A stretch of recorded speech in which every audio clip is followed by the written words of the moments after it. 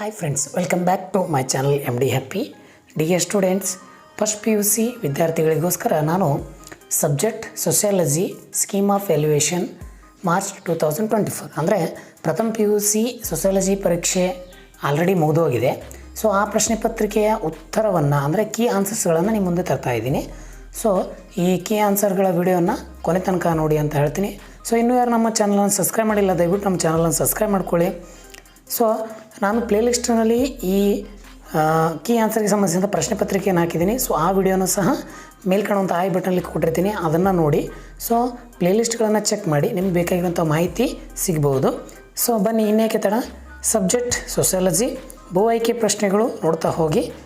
Iravati Karve, CH Cole, ಕೋ ಅಪೆರರಿ, ಅಕ್ಬರ್ನ್, ಫ್ಯಾಮುಲಸ್, Charles Darwin, Joseph Fourier, Charles Ellwood, Edward Westermarck, ಸಂಪರ್ಕ ಮತ್ತು ಸಂವಹನ ಹೊಂದಿಸಿದರೆ ಎಜುಕೇಟ್ ಶಿಕ್ಷಣ ಸಾಮಾಜಿಕ ವಿಕಾಸ ಅಂತ ಕರ್ತೃ ಹರ್ಬರ್ಟ್ ಸ್ಪೈನರ್, ಪ್ರಾಥಮಿಕ ದತ್ತಾಂಶ ಕ್ಷೇತ್ರ ಅಧ್ಯಯನ ಜೀವ ಪರಿಸರ ವ್ಯವಸ್ಥೆ ಸರ್ ಆರ್ಥರ್ ಜಾನ್ ಟ್ರಾನ್ಸ್ಲೆ, ಜಲಮಾಲಿನ್ಯ ಟೈಪಾಡಿಕ್ ಅಂತ ಹೇಳ್ತೀವಿ.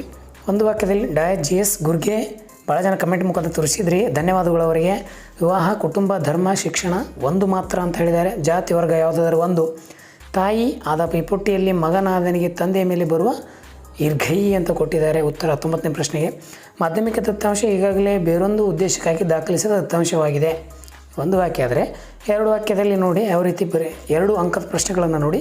ನಾವು ನಮ್ಮವರು ಎಂಬ ಭಾವನೆಯೊಂದಿಗೆ ಒಂದು ನಿರ್ದಿಷ್ಟ ಭೂಪ್ರದೇಶ ವಾಸ ಮಾಡೋ ಜನಸಮೂಹವೇ ಏನಂತ ಕರಿತೀವಿ ನಾವು? ಸಮೂಹ. ಸಾಮಾಜಿಕ ಪಾತ್ರವನ್ನು ನಿರ್ವಹಿಸಲು ಪಾತ್ರಧಾರಿಯನ್ನು ಸಮರ್ಥನವಹಿಸುವ ಕಲಿಕೆ. ಪಠ್ಯ ಪುಸ್ತಕದ ಇತರೆ ವಾಕ್ಯಗಳನ್ನು ಗಮನಿಸಬೇಕು. ಭಗಿನಿ ಬಹುಪತಿತ್ವಿ, ಭಗಿಯೇತರ ಬಹುಪತ್ನಿತ್ವ ವಿಧಗಳು. ಸಾಮಾಜಿಕ ಐಕ್ಯತೆ ಮತ್ತು ಸಾಮಾಜಿಕ ನಿಯಂತ್ರಣ, ಸಾಮಾಜಿಕ ಬದಲಾವಣೆ ಯಾವುದಾದ್ರೂ ಎರಡನ್ನು ಬರೀಬೇಕಂತಿದೆ. ನೀವು ಯಾವುದು ಬರೀದನ್ನು ಗಮನಿಸಿ. ವಿಭಕ್ತ ಅಣು, ನ್ಯೂಕ್ಲಿಯಸ್, ಕುಟುಂಬ, ಅವಿಭಕ್ತ ಕುಟುಂಬ, ಕುಟುಂಬದಗಳು. ಸಮೂಹಗಳ ಸದಸ್ಯನಾಗುವ ವ್ಯಕ್ತಿಯ ಸ್ವಂತ ಇಚ್ಛೆ ಅವಲಂಬಿಸಿರುವುದೋ ಅಂಥ ಸಮೂಹಗಳು ಅಂತ ಕೊಟ್ಟಿದ್ದಾರೆ. ಪಠ್ಯಪುಸ್ತಕದ ಇತರ ವ್ಯಾಖ್ಯೆಗಳನ್ನು ನೀವು ಬರೆದರೂ ಒಳ್ಳೆಯದು. ಇನ್ನು ಅಶಿಕ್ಷಿತರಿಗೆ ಅಥವಾ ಅವಿದ್ಯಾವಂತರ ಸೂಕ್ತವಲ್ಲ. ಶೀಘ್ರವಾದ ಮಾಹಿತಿ ಸಂಗ್ರಹಣೆಗೆ ಉಪಯುಕ್ತವಲ್ಲ. ಅಂಚೆ ಮೂಲಕ ಪ್ರಶ್ನಾವಳಿ ಸಲ್ಲಿಸುವುದು ಉತ್ತರರಹಿತವಾಗಿ ಮರಳಬಹುದು ಹಾಗೂ ಇತರೆ. ನಾನೇನು ಹೇಳೋದು ಅಂತಂದರೆ ವಿದ್ಯಾರ್ಥಿಗಳಿಗೆ ನಿಮ್ಮ ಕ್ವಶನ್ ಪೇಪರ್ಗಳನ್ನು ಒಂದು ಕಡೆ ಇಟ್ಟುಕೊಳ್ಳಿ. ಈ ಕೀ ಆನ್ಸರ್ ವೀಡಿಯೋಗಳನ್ನು ಕೊನೆವರೆಗೂ ನೋಡ್ತಾ ಆ ಉತ್ತರಗಳ ಸರಿಯಾಗಿ ನೀವು ಬರೆದಿರಲಿಲ್ಲ ಅಂದ್ರೆ ಟ್ಯಾಲಿ ಮಾಡ್ಕೊತಾ ಹೋಗಿ. ಪೃಥ್ವಿ ಮೇಲೆ ಎಲ್ಲರ ರೀತಿಯ ವೈವಿಧ್ಯಮಯ ಜೀವರಾಶಿಯನ್ನು ಜೀವ ವೈವಿಧ್ಯ ಎನ್ನುವರು. ಭವ್ಯ ಸ್ಮಾರಕ ತಾಜ್ ಮಹಲ್ ಹಾಳಾಗುತ್ತಿದೆ, ಓಜೋನ್ನಲ್ಲಿದ್ದ ನಾಶ. ಸೊ ಅವೆಲ್ಲ ಕೊಟ್ಟಿದ್ದಾರೆ. ಇನ್ನು 5 ಅಂಕದ ಪ್ರಶ್ನೆಗಳನ್ನು ನೋಡ್ತಾ ಹೋಗಿ ಯಾವ ರೀತಿ ಉತ್ತರಗಳನ್ನು ಕೊಟ್ಟಿದ್ದಾರೆ, ನೀವು ಯಾವ ರೀತಿ ಬರೆದಿದ್ದೀರಿ ಅಂತ ಹೇಳಿ. ಹೌದಾ?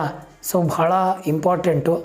ಸರ್ ನಾನು ಎಕ್ಸಾಮ್ ಚೆನ್ನಾಗಿ ಬರೆದಿದ್ದೀನಿ ಅನ್ನುವಂಥ ವಿದ್ಯಾರ್ಥಿಗಳಿಗೂ ಸಹ, ಎಕ್ಸಾಮ್ ನಾನು ಸರಿಯಾಗಿಲ್ಲ ಅನ್ನೋ ವಿದ್ಯಾರ್ಥಿಗಳಿಗೂ ಸಹ, ಇಬ್ಬರಿಗೂ ಸಹ ಏನಪ್ಪ ಅಂತಂದರೆ ಉತ್ತರಗಳನ್ನು ನೋಡಿದಾಗ ಕನ್ನಡಿಯಲ್ಲಿ ನಿಮ್ಮ ಮುಖ ನೋಡ್ದಂಗೆ ಆಗ್ತದೆ. ಯಾಕಂತಂದ್ರೆ ನಿಜ, ಉತ್ತರ ನೀವು ಬರೆದಿರೋದೇ ಬೇರೆ ಇರ್ತದೆ, ಕೀ ಆನ್ಸರ್ಗಳು ಬಂದಿರೋದೇ ಬೇರೆ ಇರ್ತದೆ.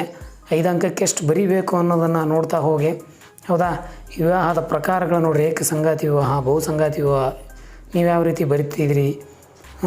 ಕೀ ಆನ್ಸರ್ಗಳನ್ನು ನೋಡಿದಾಗ ನಿಮ್ಮ ತಲೆಯಲ್ಲಿ ಓಡೋದು, ಸೊ ನನಗೆ ಎಷ್ಟು ಅಂಕಗಳ ಬೀಳ್ಬೋದು ಎಂಬ ಕಲ್ಪನೆ ಈಗ ಬಂದಿರ್ಬೋದು ನನ್ನ ಪ್ರಕಾರ. ಸೊ ವಿದ್ಯಾರ್ಥಿಗಳನ್ನೆಲ್ಲ ಗಮನಿಸ್ತಾ ಹೋಗಿ. ಇನ್ನು 10 ಅಂಕದ ಪ್ರಶ್ನೆಗೆ ಎಷ್ಟು ಉತ್ತರ ಬರೀಬೇಕು. ಭಾಳ ಜನ ನಾನು ಅದನ್ನು ಹೇಳ್ತೀನಿ, ಪಾಯಿಂಟ್ಗಳನ್ನು ಬರ್ಕೊತಾ ಹೋಗಿ. 10 ಅಂಕಕ್ಕೆ ಪಾಯಿಂಟ್ಗಳು ಭಾಳ ಇಂಪಾರ್ಟೆಂಟು. ಆ ಪಾಯಿಂಟ್ಗಳ ಆಧಾರದ ಮೇಲೆ ನೀವು ಉತ್ತರವನ್ನು ಬಿಡಿಸ್ತಾ ಹೋಗಬೇಕು ಸ್ನೇಹಿತರೆ. ನೋಡಿ 10 ಅಂಕಕ್ಕೆ ಯಾವ ರೀತಿ ಅವರು ಬಿಡಿಸಿದ್ದಾರೆ. ಹೌದಾ? ನೋಡಿ ನೀವು ಯಾವ ಥರ ಬಿಡಿಸಿದ್ರಿ ಅಂತ ಗೊತ್ತಾಗ್ತದೆ. ಸೊ ಇದಿಷ್ಟು ಏನಪ್ಪ ಅಂತಂದರೆ ಸೋಷಿಯಾಲಜಿ ವಿಷಯ